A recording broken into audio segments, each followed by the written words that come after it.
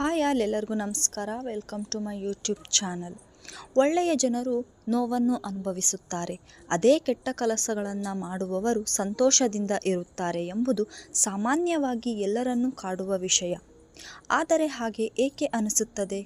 ಒಂದು ದಿನ ಅರ್ಜುನನು ಶ್ರೀಕೃಷ್ಣನ ಬಳಿಗೆ ಬಂದು, ಹೇ ಮಾಧವ, ನನ್ನಲ್ಲಿ ಕೆಲವು ಪ್ರಶ್ನೆಗಳು ಇವೆ, ಅದಕ್ಕೆ ನೀವು ಮಾತ್ರ ಉತ್ತರಿಸಬಹುದು.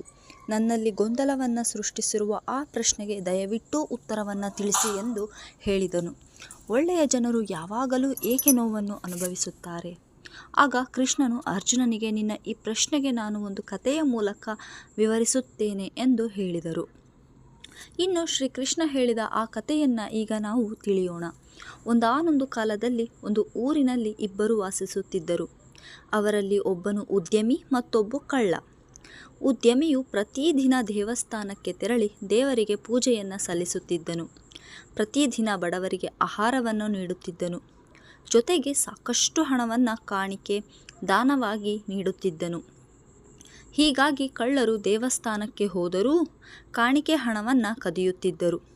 ಒಮ್ಮೆ ಆ ಊರಿನಲ್ಲಿ ಭಾರೀ ಮಳೆಯಾಯಿತು. ಮಳೆಯಿಂದಾಗಿ ಅಂದು ದೇವಸ್ಥಾನದಲ್ಲಿ ಅರ್ಚಕರನ್ನು ಬಿಟ್ಟರೆ ಯಾರೂ ಕೂಡ ಇರಲಿಲ್ಲ.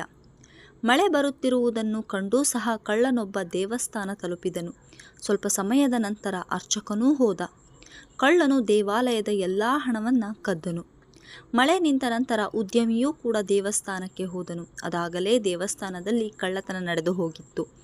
ಆದರೆ ದುರಾದೃಷ್ಟವಶಾತ್ ದೇವಸ್ಥಾನದ ಅರ್ಚಕರು ಆ ಉದ್ಯಮಿಯನ್ನೇ ಕಳ್ಳನೆಂದು ಭಾವಿಸಿದರು. ಕಳ್ಳ ಕಳ್ಳ ಎಂದು ಕೂಗುತ್ತಾ ಜನರನ್ನು ಕರೆಯತೊಡಗಿದರು. ಅದನ್ನು ಕೇಳಿ ಸುತ್ತಮುತ್ತಲಿನ ಜನರು ದೇವಸ್ಥಾನಕ್ಕೆ ಧಾವಿಸಿ ಬಂದರು. ಎಲ್ಲರೂ ಒಳ್ಳೆಯ ಉದ್ಯಮಿಯನ್ನೇ ಕಳ್ಳ ಎಂದು ಕರೆಯತೊಡಗಿದರು. ಇದನ್ನು ನೋಡಿದ ಉದ್ಯಮಿಗೆ ಆಶ್ಚರ್ಯವಾಯಿತು. ನಂತರ ಹೇಗೋ ದೇವಸ್ಥಾನದಿಂದ ಉದ್ಯಮಿಯು ಹೊರಬಂದನು. ಅಲ್ಲಿಂದ ತನ್ನ ಗಾಡಿಯನ್ನು ಏರಿ ಹೊರಟನು. ದಾರಿ ಮಧ್ಯದಲ್ಲಿ ಗಾಡಿ ಅಪಘಾತವಾಗಿ ಉದ್ಯಮಿಯು ಗಾಯಗೊಂಡನು. ಮನೆಗೆ ಬಂದ ಮೇಲೆ ಅವನು ಯೋಚಿಸತೊಡಗಿದನು. ನಾನು ಪ್ರತಿನಿತ್ಯ ಪೂಜೆ ಮಾಡುತ್ತೇನೆ ಮತ್ತು ಬಡವರಿಗೆ ದಾನ ಮಾಡುತ್ತೇನೆ, ಆದರೂ ನನಗೇಕೆ ಹೀಗಾಯಿತು ಎಂದು ದುಃಖಿತನಾದನು. ಕೆಲವು ದಿನಗಳ ನಂತರ ಕಳ್ಳ ಮತ್ತು ವ್ಯಾಪಾರಿ ಇಬ್ಬರೂ ಸತ್ತರು. ಮರಣಾನಂತರ ಇಬ್ಬರೂ ಯಮರಾಜನ ಬಳಿ ತಲುಪಿದರು. ಎದುರಿಗಿದ್ದ ಕಳ್ಳನನ್ನು ಕಂಡು ವ್ಯಾಪಾರಿಯು ಯಮನನ್ನು ಕೇಳಿದನು, ಹೇ ಯಮರಾಜನೇ, ನಾನು ನನ್ನ ಜೀವನದುದ್ದಕ್ಕೂ ಒಳ್ಳೆಯ ಕೆಲಸಗಳನ್ನು ಮಾಡಿದ್ದೇನೆ, ಆದರೂ ನನಗೆ ಅವಮಾನವಾಯಿತು. ದಾನ ಮಾಡಿದ ನಂತರೂ ಜೀವನ ಪೂರ್ತಿ ಕಳ್ಳನೆನಿಸಿಕೊಂಡು ದುಃಖದಿಂದ ನರಳಬೇಕಾಯಿತು.